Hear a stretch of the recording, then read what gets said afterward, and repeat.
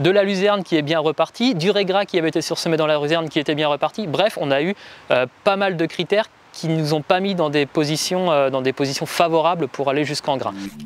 Bonjour les agris. Aujourd'hui, on retourne voir où en est la parcelle d'orge suivie par la Chambre d'agriculture et Vive Agri.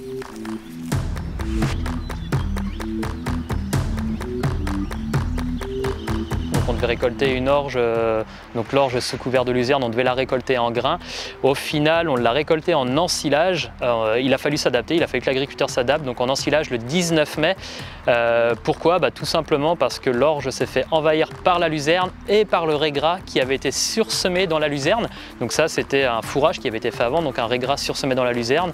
Et pour le coup, du fait que les désherbages à l'automne n'ont pas fonctionné aussi bien que ce que l'agriculteur le souhaitait, pour le coup, l'agriculteur très vite, il a fait le choix de venir récolter sa parcelle en ensilage, ne pas faire de désherbage à la sortie d'hiver.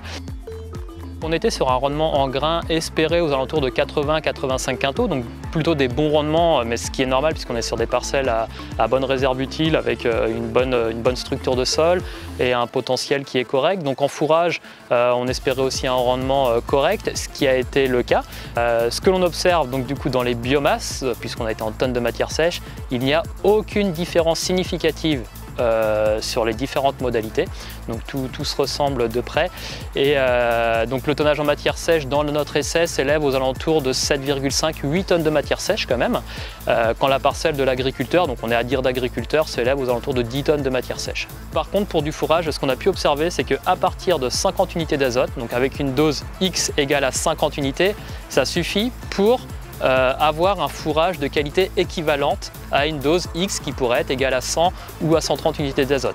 Donc c'est-à-dire que pour un fourrage, 50 unités suffisent amplement pour faire un fourrage de qualité nutritionnelle, certes pas très élevé, mais un fourrage de qualité qui permet de nourrir par exemple des vaches, des génisses ou des vaches taries ou des vaches de réforme par exemple ou autres. Alors certes, on est sur des marges qui sont moins élevées en fourrage. Cela dit, donc, on est sur une simulation. Bien entendu, on n'a pas été jusqu'au chiffre réel, on est sur une simulation, on est encore un petit peu trop tôt. Donc dans la simulation, aujourd'hui, il y a 300 € d'écart entre une marge brute grain et une marge brute fourragère.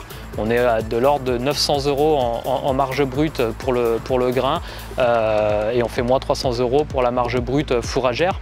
Donc on est un petit peu moins élevé, ça c'est vrai. Par contre on a quand même sécurisé avec une production. Donc c'est-à-dire que si on aurait été jusqu'à la récolte en grain, très certainement que les 80 quintaux n'auraient pas été atteints et pour le coup la marge aurait été sérieusement atteinte avec du salissement derrière de la parcelle, notamment en régras, de la luzerne qui aurait pris le dessus, un fourrage qui n'aurait au final, si l'agriculteur aurait choisi de récolter en fourrage, il aurait été trop tard, arrivé fin juin, début juillet. Donc tout mis bout à bout, on peut dire que même si on a 300 € d'écart, au final ça se tient à l'échelle d'un système d'exploitation, sachant qu'on n'est pas sur l'ensemble de la sole, on est juste sur une toute petite partie de l'assolement.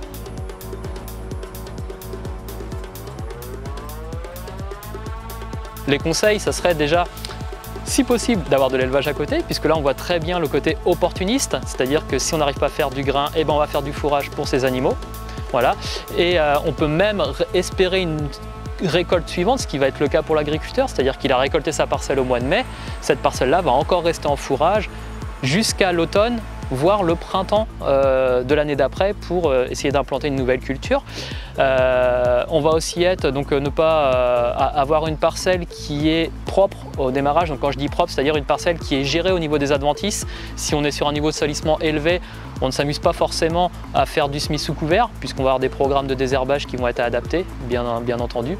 La fertilisation qui est importante aussi, hein, on ne doit pas sous-fertiliser ou sur-fertiliser, ce qui va être soit en faveur des graminées, soit en faveur des légumineuses.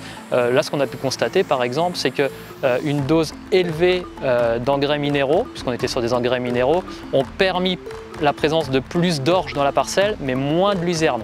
A l'inverse, la dose témoin par exemple avec 0 azote, on avait beaucoup plus de luzerne et quasiment pas d'orge. À la fin, le tonnage de matière sèche est identique, mais l'un est compensé par l'autre. Si on est dans les semis tardifs, peut-être essayer de surdensifier un petit peu et puis essayer d'évaluer la pression limace en amont plutôt que de subir cette pression limace au semis.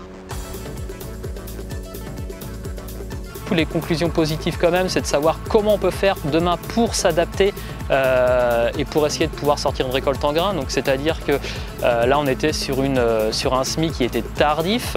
Je rappelle, on était début novembre. Il n'y a pas eu de surdensité de semis. On est resté sur un même nombre de grains au mètre carré, avec une pression limace importante, 56% de pieds en moins. Donc ce qui n'est pas rien. Des conditions météo qui ont fait que l'orge a végété jusqu'à début février, de la luzerne qui est bien repartie, du régras qui avait été sursemé dans la luzerne qui était bien reparti. Bref, on a eu pas mal de critères qui ne nous ont pas mis dans des positions favorables pour aller jusqu'en grain.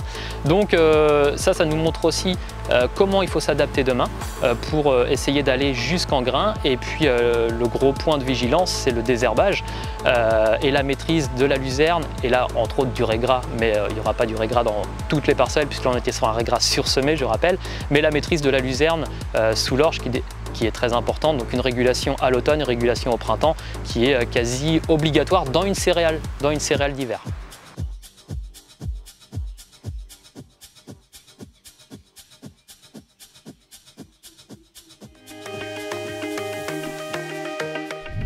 Et voilà, c'est terminé, mais vous pouvez voir d'autres vidéos en cliquant juste ici, ou soutenir gratuitement notre chaîne en vous abonnant et en cliquant juste là. À bientôt!